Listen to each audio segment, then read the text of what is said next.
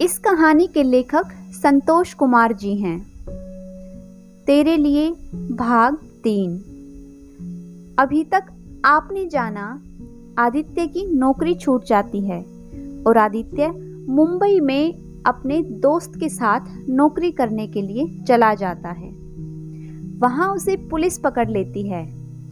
जब यह शालिनी को पता चलता है तो शालिनी अपनी मां के साथ वहां आदित्य को छुड़ाने के लिए चली जाती है, लेकिन आदित्य को 1 साल की जेल हो जाती है।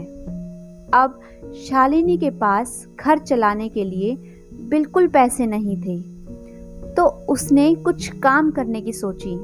तभी एक डॉक्टर को एक भरोसेमंद काम वाले की ज़रूरत थी, तो शालिनी ने वहाँ काम करना शुरू कर दिया। अब आगे सब ठीक ठाक चल रहा था। शालिनी बच्चे का बहुत अच्छी तरह ख्याल रखती थी, इसलिए डॉक्टर साहब अब उस पर विश्वास करने लगे थे। कुछ दिन बाद माँ जी की तबीयत खराब हो गई, तो शालिनी डॉक्टर साहब को बोलकर बच्चे को अपने घर ले आई, ताकि वो दोनों का ध्यान रख सके। धीरे धीरे दिन बीत रहे थे। अब बच्चा बड़ा हो रहा था और शालिनी को पहचानने लगा था। यहाँ तक कि जैसे ही सुबह शालिनी काम पर आती, वो उसकी गोद में जाने के लिए मचल उठता, और इसलिए पहले शालिनी उसे थोड़ी देर अपनी गोद में खिलाती, फिर उसे पालने में सुलाकर अपने काम निपटाती। बच्चा बहुत प्यारा और गोलू मोलू सा था। शालिनी उसे प्यार से गोलू बुलाती, और फिर डॉक्टर साहब ने भी उसे इसी नाम से बुलाना शुरू कर दिया। कभी कभी वो भी सोचते थे कि शालिनी ने अगर काम छोड़ दिया या फिर उनका ट्रांसफ़र हो गया तो गोलू को संभालने में बहुत मुश्किल होगी। अब साल पूरा होने वाला था। दिन नज़दीक आ रहे थे आदित्य के जेल से रिहा होने के, और शालिनी आदित्य को अपने ख्यालों में महसूस करने लगी थी। पूरा दिन तो गोलू को संभालने और दोनों घरों की देखभाल में बीत जाता था, पर रात में आदित्य की यादें शालिनी को बेचैन कर देती थी। कभी उसे लगता कि आदित्य ने दरवाज़ा खटखटाया है, तो कभी ऐसा महसूस होता कि आदित्य उसके करीब सोया हुआ है और वो अपने हाथ बढ़ाकर उसे छूने की कोशिश करने लगती। फिर कभी कभी शालिनी अचानक से ही डर जाती, और अपने डर का कारण भी उसकी समझ में नहीं आता। गोलू भी अब बड़ा हो गया था और धीरे धीरे चलने की कोशिश करने लगा था, पर अभी वो कुछ बोलता नहीं था, इसलिए शालिनी उसे हमेशा पापा बोलना सिखाया करती थी, पर वो बस आ के अलावा कुछ नहीं बोलता था। डॉक्टर साहब उसे बोलते भी थे, लगता है ये देर में बोलना शुरू करेगा। आज आदित्य की रिहाई का दिन था और वो साहिल के साथ ट्रेन से घर आ रहा था। शालिनी की आदित्य से फोन पर बात हुई थी थोड़ी देर, फिर वो माँ से बात करने लगा। शालिनी आज डॉक्टर साहब से बोलकर जल्दी घर आ गई थी और आदित्य की पसंद का खाना तैयार करने में लगी हुई थी। शांति जी ने शालिनी को बिना बताए डॉक्टर साहब को बोल दिया था कि शालिनी अब काम पर नहीं आएगी, इसलिए आप किसी और को रख लीजिए।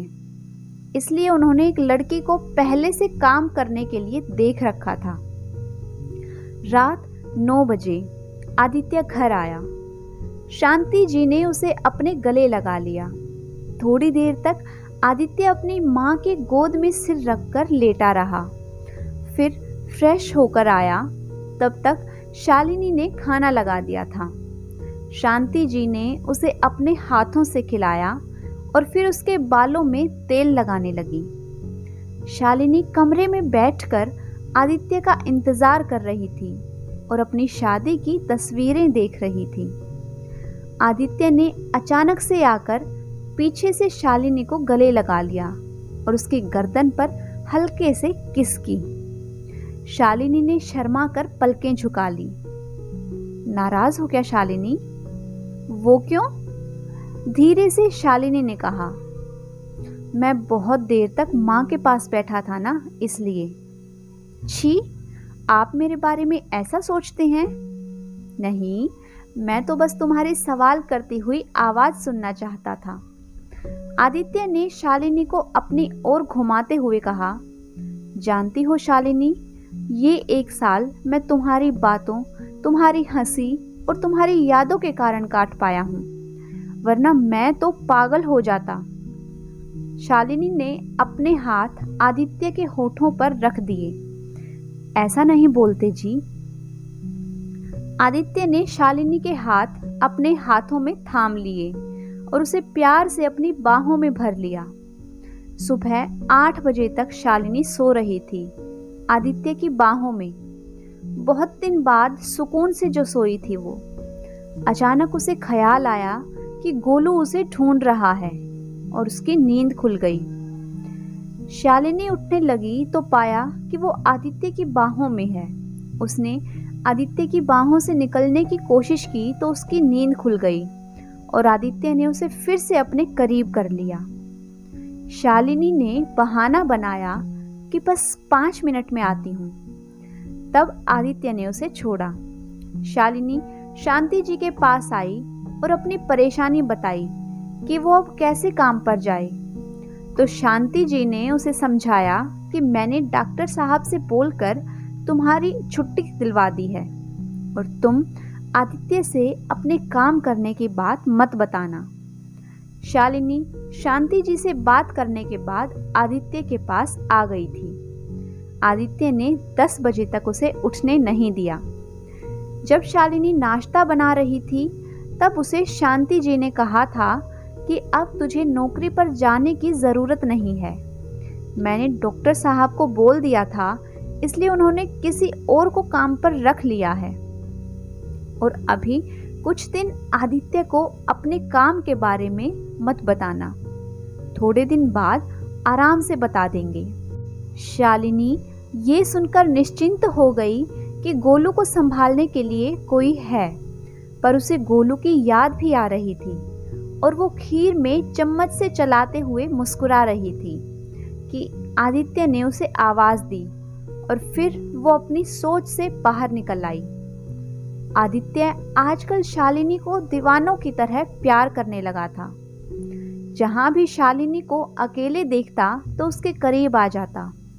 अभी भी शालिनी अपने कमरे में चादर ठीक कर रही थी कि आदित्य ने दरवाज़ा बंद कर दिया और उसके पास आया।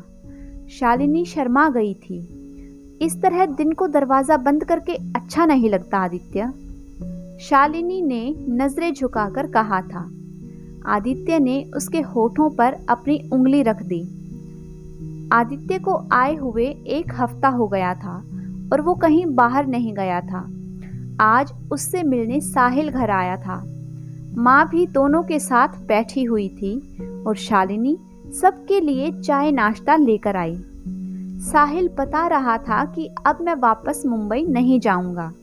मैंने अपनी जमा पूंजी से 2 ऑटो रिक्शा खरीद लिए हैं। एक मैं चलाऊंगा और एक भाड़े पर लगाऊंगा। अगर तुम चाहो तो तुम भाड़े पर ले लो। आदित्य की माँ को ये बात अच्छी लगी और आदित्य भी समझता था कि जेल से निकले व्यक्ति को नौकरी मिलना कितना मुश्किल होगा, इसलिए वो भी तैयार हो गया। 2 दिन बाद ही रिक्शा की पूजा करने के बाद उसने ऑटो चलाना शुरू कर दिया था और अब उसके दोस्तों में रिक्शा चालक भी जुड़ गए थे। इस चक्कर में आदित्य ने आज पहली बार शराब पी थी और जब वो घर आया तो सीधे अपने कमरे में आ गया। शालिनी ने कहा, आप माँ के पास नहीं बैठे? तो उसने उसे अपनी बाहों में भर लिया। तब शराब की गंध ने शालिनी को विचलित कर दिया। अब आदित्य ने घर पर शराब पीकर आना भी शुरू कर दिया है। क्या होने वाला है शालिनी के साथ? क्या शालिनी शराब पीने की आदत को आदित्य से छुड़ा पाएगी? क्या यह आदत उनके जीवन को पूरी तरह बदल देगी? यह सब जानेंगे अगले भाग में। तब तक ऐसे ही मेरे साथ आप जुड़े रहिए। अगर आपको आज की ये कहानी पसंद आई है तो वीडियो को लाइक कीजिए, शेयर कीजिए। साथ ही आपने अगर अभी तक चैनल को सब्सक्राइब नहीं किया है तो जल्दी से चैनल को सब्सक्राइब कर लें। Thanks for watching.